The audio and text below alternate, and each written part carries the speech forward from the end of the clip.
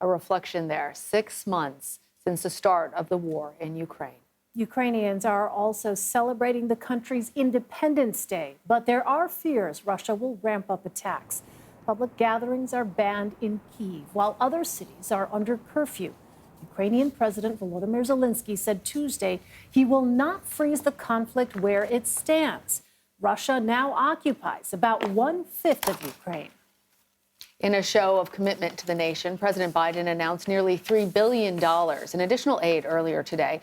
He also pledged that the U.S. will continue to celebrate Ukraine as a, quote, sovereign and prosperous state for decades to come. Joining us now from Kyiv is CBS News foreign correspondent Debora Patta.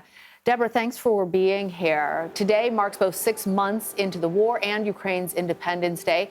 I think I can see behind you some of those Russian tanks that have been seized. Tell us, how are Ukrainians recognizing the significance of this day?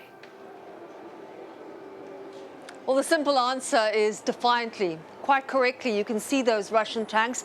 They line the main street here in the capital of the country, Kyiv, and they essentially are Russian tanks that have either been destroyed or captured during the 6 months of fighting here. As you correctly pointed out, mass gatherings have been banned, actually not just here in Kyiv, but across the country. But that hasn't stopped people coming out now onto the streets and walking around, having a look at what's going on. And essentially, you would be forgiven for thinking that this was an ordinary day where people are relaxing in the last dying days of summer here. It's 31 years of independence and half a year of fighting since Vladimir Putin did really what was the unthinkable and invaded Ukraine. But I must point out that this Independence Day is very different from last year. Those tanks really a reminder that the Ukrainian military needs its vehicles on the front line. But perhaps there's also a tongue-in-cheek gesture at Vladimir Putin, who really hoped for a swift victory when he began his war in February. He thought he would quickly be holding a victory parade right down this very road, in fact. And we actually heard reports of some soldiers who'd been packing their parade outfits.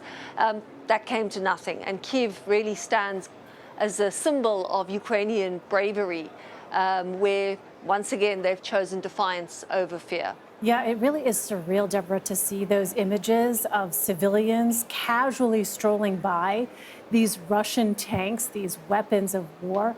How would you characterize Russia's position right now in the war so far, and where does Ukraine stand in the conflict? Well, let's start with Ukraine. I mean, while the world has cheered Ukrainian bravery, it's certainly become their signature brand. We should also point out that it's been 6 months of hell, which is probably why people are also out today trying to enjoy a possible normal summer's day here in the capital. It's certainly not like that elsewhere in the country. After Putin was unable to seize Kyiv, his forces then unleashed a brutal campaign of terror in places like Bucha and Irpin, where hundreds of alleged war crimes are still being investigated, including horrific rapes and civilian executions and torture.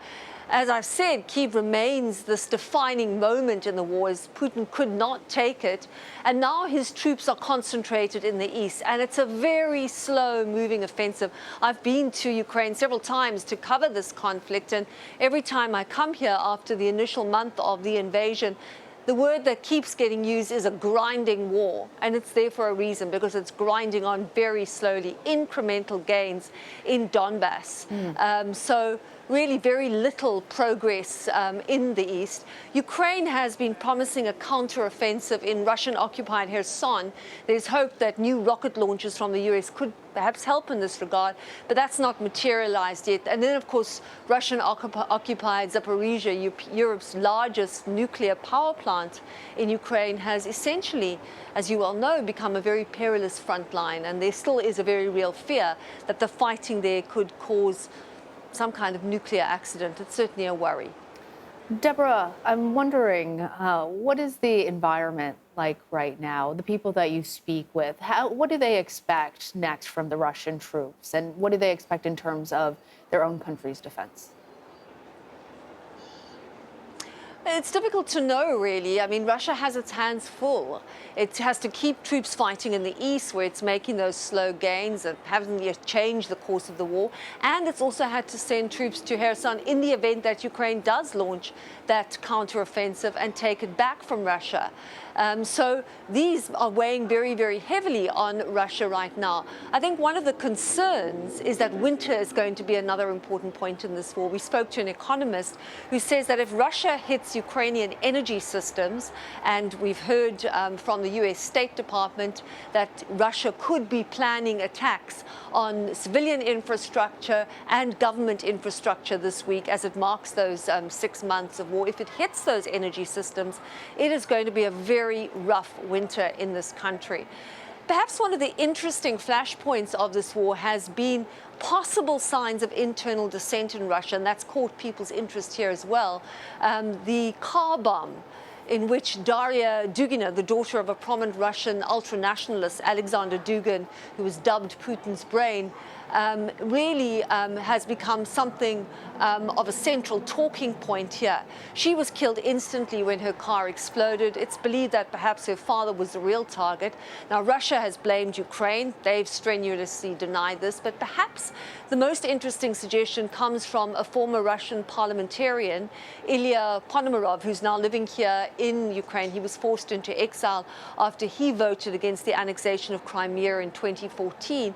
He says he's been in contact with a resistance movement made up of Russians who are working inside Russia to overthrow Putin and end the war. And he offered very little evidence to support these claims, but he says he's in contact with them and that Putin would rather blame Ukraine for that hit than admit that there's a resistance movement inside his country.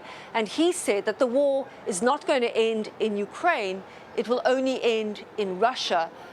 When, in his words, Putin is removed. Wow. If that's the case, it would seem to be some very dangerous work indeed. All right. Debora Patta in the Ukrainian capital of Kyiv, thank you very much.